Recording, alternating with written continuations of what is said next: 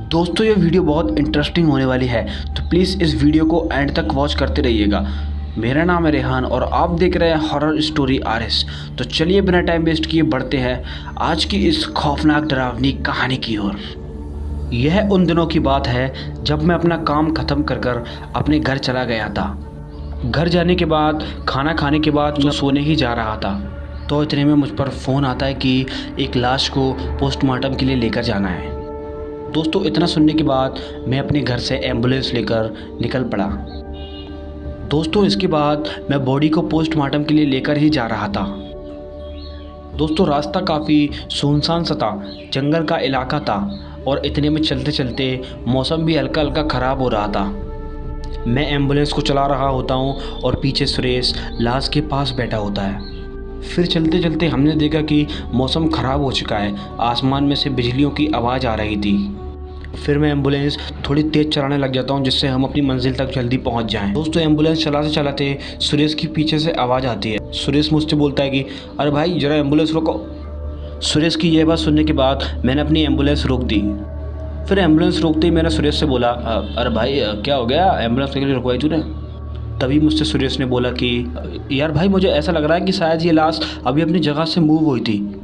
उसकी इतनी बात सुनने के बाद मैंने उससे बोला अरे भाई क्या पागल हो गया क्या यार, लाश का क्या मूव होगी, ये तो मर चुकी है, चल। फिर मैंने सुरेश को समझाया, लेकिन दोस्तों सुरेश की शक्ल काफ़ी उतरी सी लग रही थी। उसकी शक्ल देखकर ऐसा लग रहा था कि शायद उसका आज काम करने का मूड नहीं है। फिर थोड़ी सी दूर चलने के बाद सुरेश मुझसे एक बार फिर बोलता है अरे भाई यार ये लाश मूव हो रही जगह से। इस पर मैंने सुरेश से कहा अरे यार क्यों मजाक कर रहा है यार, मुझे लगता है आज तेरा काम करने का मन नहीं है। तभी इतना सुनने के बाद सुरेश ने मुझसे बोला अरे भाई मैं मजाक नहीं कर रहा, मैं सच कह रहा हूँ। मैंने सुरेश की इतनी बात सुनी, फिर मैंने गाड़ी एकदम से रोक दी। गाड़ी रोकने के बाद मैं लाश के थोड़ा से करीब गया और लाश के करीब जाने के बाद मैंने लाश का कपड़ा हटाया और जैसे ही मैंने कपड़ा हटाया तो दोस्तों मैं एकदम से चौंक चुका था। तभी मैंने देखा कि लाश उल्टी पड़ी हुई थी।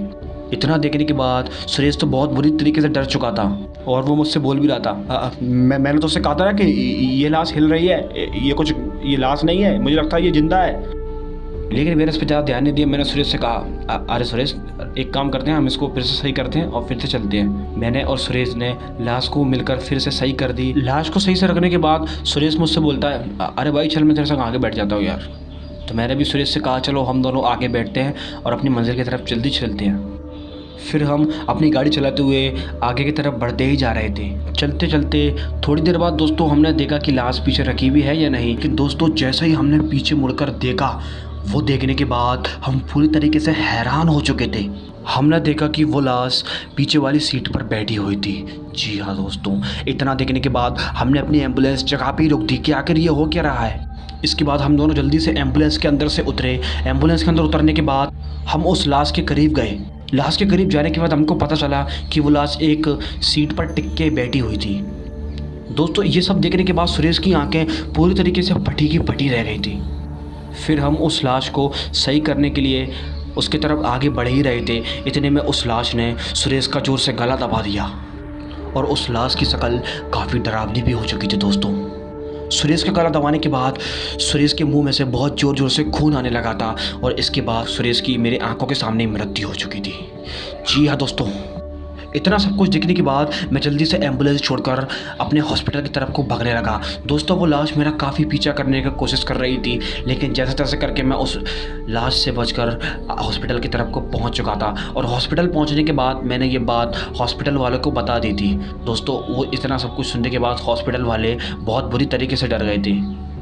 फिर मैं भी बहुत बुरी तरीके से डर जाता हूँ और अपने घर की तरफ को आ जाता हूँ। घर की तरफ आने के बाद मुझे 2 रात तो बिल्कुल भी नींद नहीं आती कि आखिर मेरे साथ ये हुआ तो हुआ कैसे। ये कहानी बिल्कुल सत्य घटना पर आधारित है, लेकिन आज भी मैं उस कहानी को अगर याद करता हूँ ना तो यकीन मानिए मेरे रोंगटे खड़े हो जाते हैं। सो आई होप दोस्तों आप लोगों को ये वीडियो बहुत पसंद आया होगा। अच्छी लगी हो तो लाइक कीजिए और अपने दोस्तों के साथ ज़रूर शेयर कीजिए और हमारे चैनल हॉरर स्टोरी आरएस को सब्सक्राइब तो करना बिल्कुल भी ना भूलें। तो बस इस कहानी में इतना ही। मैं आपसे मिलूंगा एक और खौफनाक डरावनी कहानी के साथ। तब तक के लिए बाय एंड सी यू।